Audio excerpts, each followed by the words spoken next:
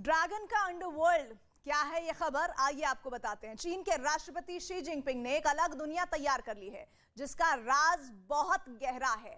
आप इसे ड्रैगन का अंडरवर्ल्ड भी कह सकते हैं। इस अंडरवर्ल्ड में चीन ने अब अपने परमाणु गोदाम को नए हथियारों से भरना शुरू कर दिया है। चीन के रक्षा मंत्री ने शी जिनपिंग के अंडरवर्ल्ड के बारे में बहुत सारी बातें बताई हैं। इस रिपोर्ट को देखिए तो आपको पता चलेगा कि चीन की बहुत ही खतरनाक परमाणु प्लान किस तरह से आगे आने वाले वक्त में काम करने वाला है।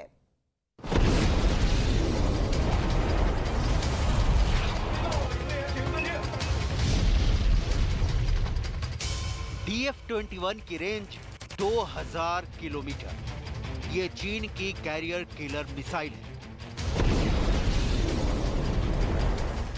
चीन की intercontinental ballistic missile DF-31 range 11000 kilometre.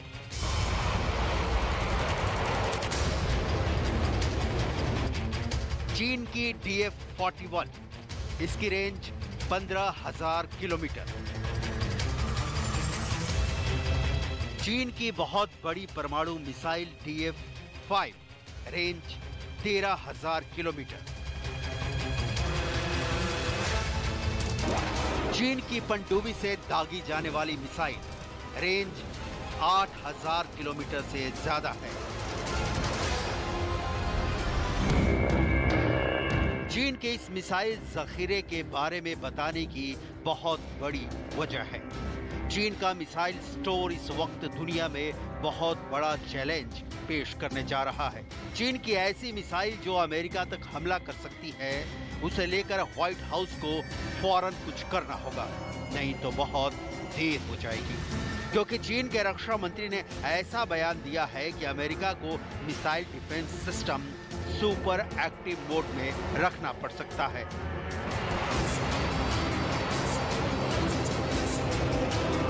चीन के सरकारी मीडिया ग्लोबल टाइम्स ने छापा है कि चीन के रक्षा मंत्री ने अपनी न्यूक्लियर की खूब तारीफ की है और नए परमाणु हथियारों के बारे में बताया है। खबर अमेरिका भी पहुंची है। वहां का मीडिया छाप रहा है कि चीन के रक्षा मंत्री ने अपनी बढ़ती परमाणु ताकत को जायज ठहराया है। इंटरनेशनल न्यूज एजेंसी रॉयटर्स की रिपोर्ट है कि चाइनीज डिफेंस मिनिस्टर परमाणु बिल्डअप को अपने बचाव में उठाया गया कदम बता रहे हैं। कुल मिलाकर अपनी खतरनाक परमाणु मिसाइल और अपने एटम बम पर पहली बार चीन इतना खुलकर बोल रहा है। अब तक जो चीन अपने परमाणु असलहे पर खामोश रहता था और चुपचाप उनकी रेंज बढ़ाने पर काम करता था, वो अब दुनिया को बता रहा है कि उसके न्यूक्लियर हथियारों को हल्के में ना ले। और ऐसा वो ताइवान के मुद्दे पर एक तरह से अमेरिका को चेतावनी दे रहा है। 中国非常不愿意发生这样的内战，它也将坚决粉碎任何台独的图谋。如果有人胆敢把台湾分裂出去，我们一定会不惜一战，不惜代价，一定会打到底。这是中国不二的。 चीन की 2 मिसाइल इस वक्त बहुत चर्चा में है। चीन की 2 मिसाइलों पर इस वक्त टोक्यो से लेकर वाशिंगटन डीसी तक ब्रेनस्टॉर्मिंग सेशन चल रहा है। एक्सपर्ट के मुताबिक मिलिट्री कमांडर्स के बीच गहरी चर्चा हो रही है।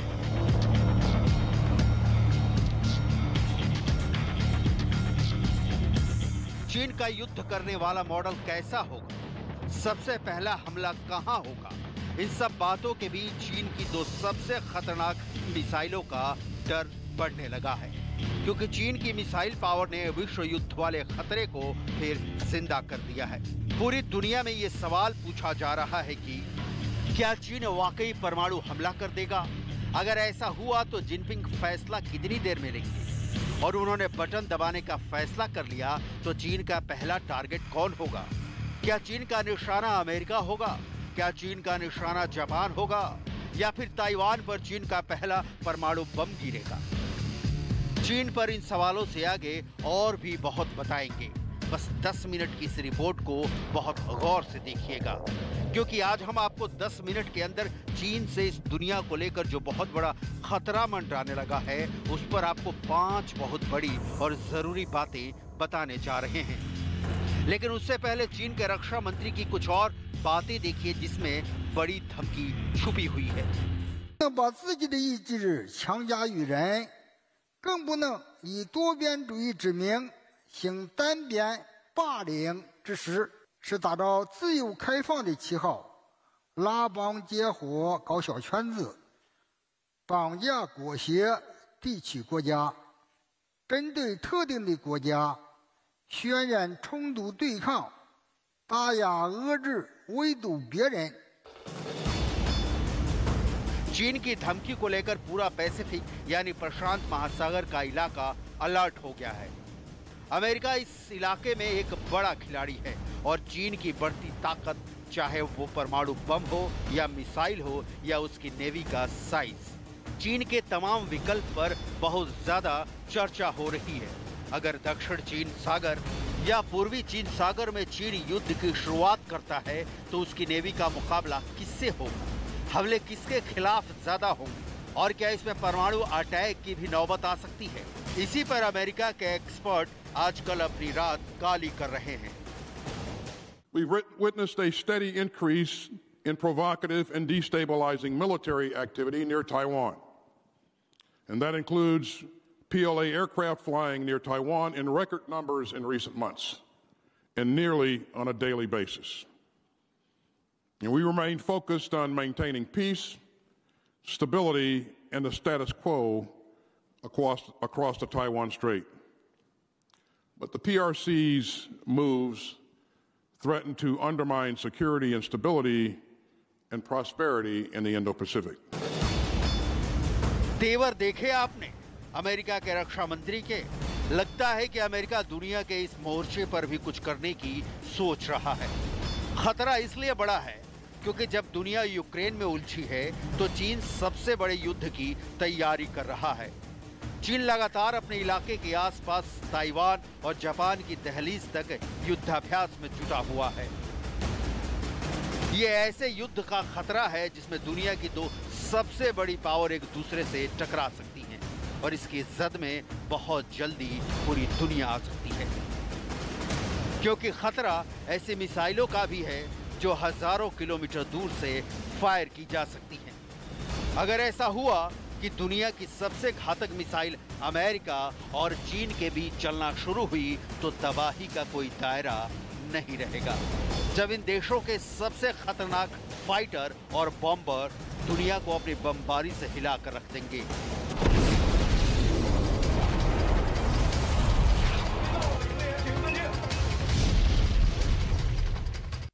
और ताइवान को लेकर चीन पहले से ही अमेरिका का विरोध कर रहा है। चीन हमेशा से साउथ चाइना सी और इंडो पैसिफिक में अमेरिकी मौजूदगी को खतरा बताता रहा है। ऐसे में चीन के नए तेवर से दुनिया में युद्ध का एक और मोर्चा खुलता दिख रहा है।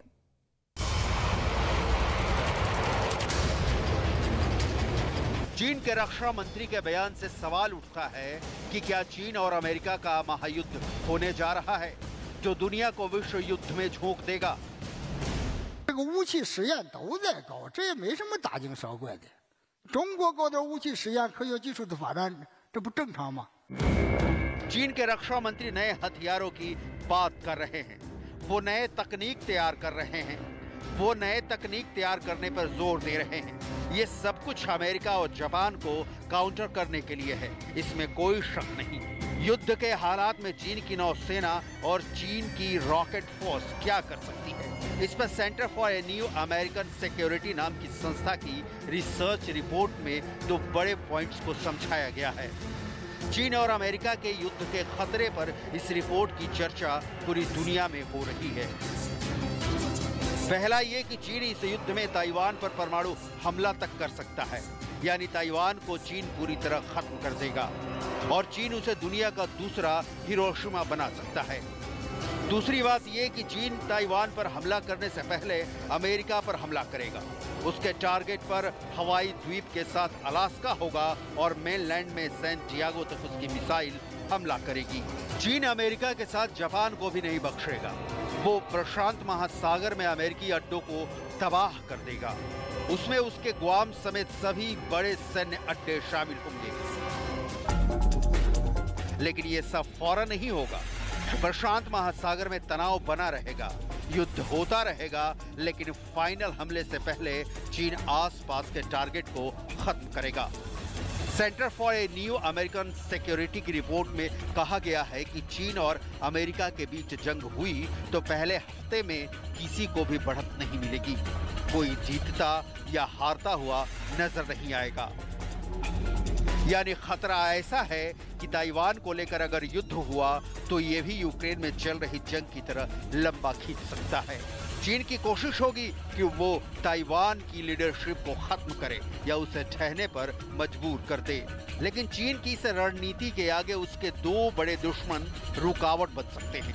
पहला है अमेरिका और दूसरा है जापान। जापान ने चीन के परमाणु इरादे बताने के लिए हिरोशिमा का जिक्र किया है। 核兵器のない世界への道のりは一層厳しくなっていると言わざるを得ません。しかしながら、こうした厳しい現状だからこそ、私は被爆地広島出身の総理大臣として、核兵器のない世界に向けて声を上げ、汗をかき、この現状を反転し、少しでも改善するべく行動してまいります。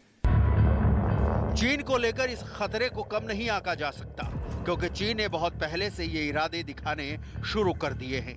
चाहे वो दक्षिण चीन सागर में उसके कैरियर फोर्स की एक्सरसाइज हो या फिर अमेरिका के जंगी बेड़े पर उसकी कैरियर किलर वाली मिसाइल स्ट्रेटजी हो।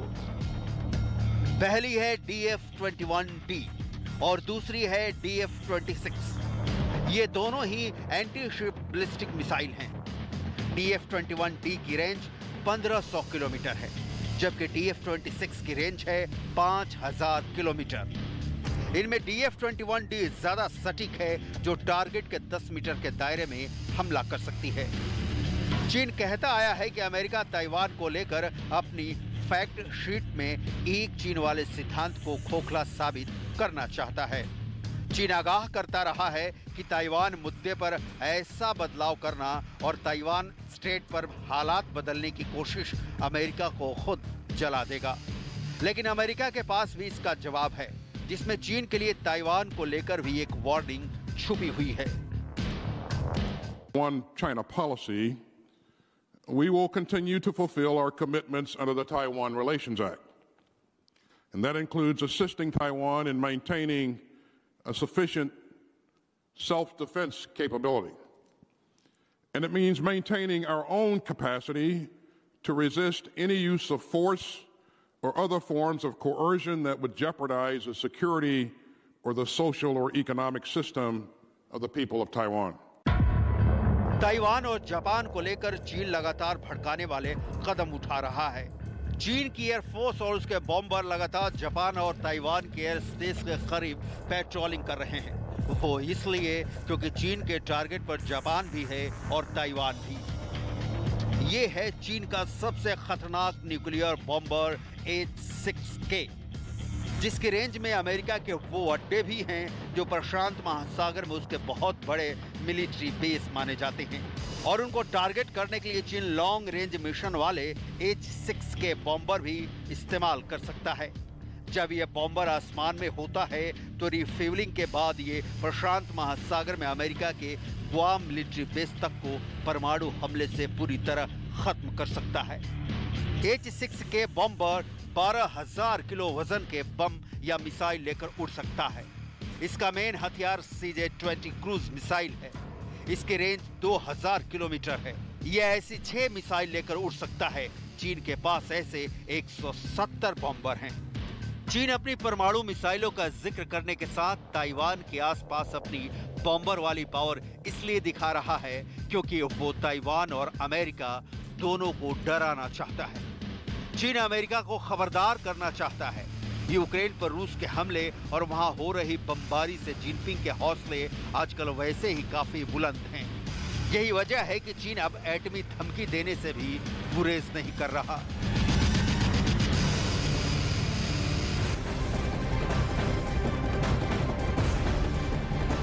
इस वक्त की बड़ी खबर, डॉनबास पर कब्जे की लड़ाई अब बर्बरता की हदों के पार जा चुकी है। इलाके में तबाही और बर्बादी का ऐसा दौर देखा जा रहा है जिसे शब्दों में बयां करना मुश्किल है। यही वजह है कि यूक्रेन के राष्ट्रपति वोलोदिमीर ज़ेलेंस्की ने डॉनबास में चल रहे जंग को यूरोप के इतिहास की सबसे भीषण जंग करार दिया है।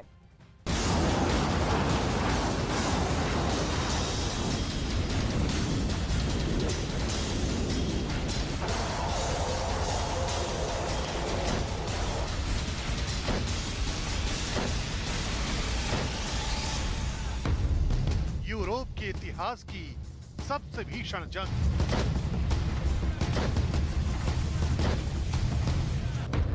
डॉनबास पर कब्जे की बेरहम साजिश।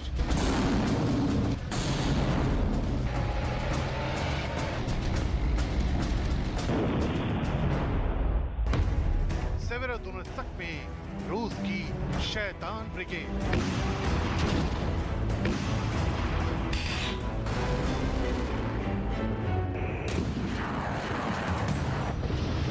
यूक्रेन के शहरों पर कब्जे की होड़ में रूसी सेना लगातार कोहराम मचा रही है।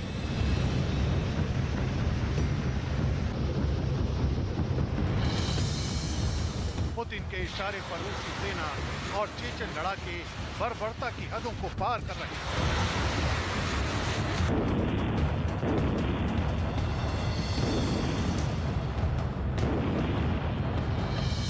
आलम यह हो चुका है कि सेवेरोडोनेत्स्क जैसे शहर में रूस की शैतान ब्रिगेड मारियुपोल जैसी तबाही मचा रही है। लुहांस्क के शहर पर रूसी सेना इसलिए कब्जा जमाना चाहती है क्योंकि इस शहर के कब्जे में आते ही डॉनबास पर कंट्रोल का रास्ता भी साफ हो जाएगा।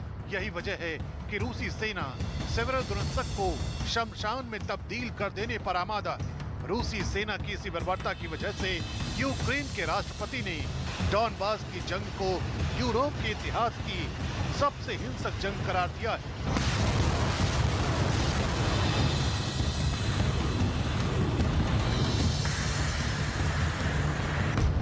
सेवेरोडोनेत्स्क में युद्ध लगातार भीषण होता जा रहा है। मिलिट्री के इतिहास में डॉनबास की जंग को यूरोप की सबसे हिंसक जंग माना जाएगा। इतना ही नहीं, यूक्रेन के राष्ट्रपति का दावा है कि जून में ही रूस को 40,000 सैनिकों का नुकसान हो सकता है। यानी यूक्रेन के साथ इस जंग में रूस के 40,000 जवान अपनी जान गंवा सकते हैं।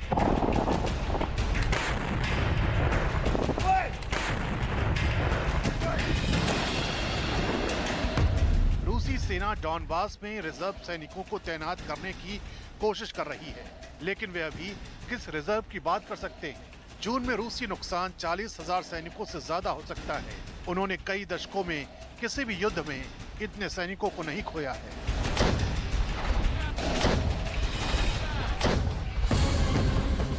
उधर रूसी सेना डॉनबास की जंग को जीतने के लिए किसी भी हद तक जाने को तैयार है।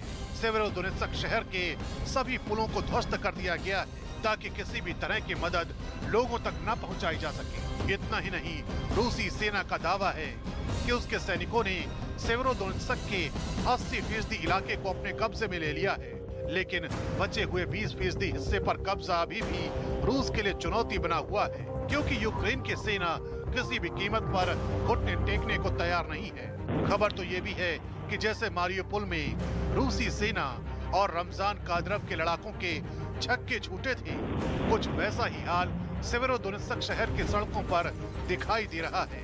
यहाँ भी रूसी सेना के सामने यूक्रेन के सैनिक चट्टान बनकर डटे हुए हैं, क्योंकि एक बार इस शहर पर रूस का कब्जा हो गया तो फिर पूरे लुहांस्क को उसके हाथों से जाने से कोई नहीं रोक पाएगा।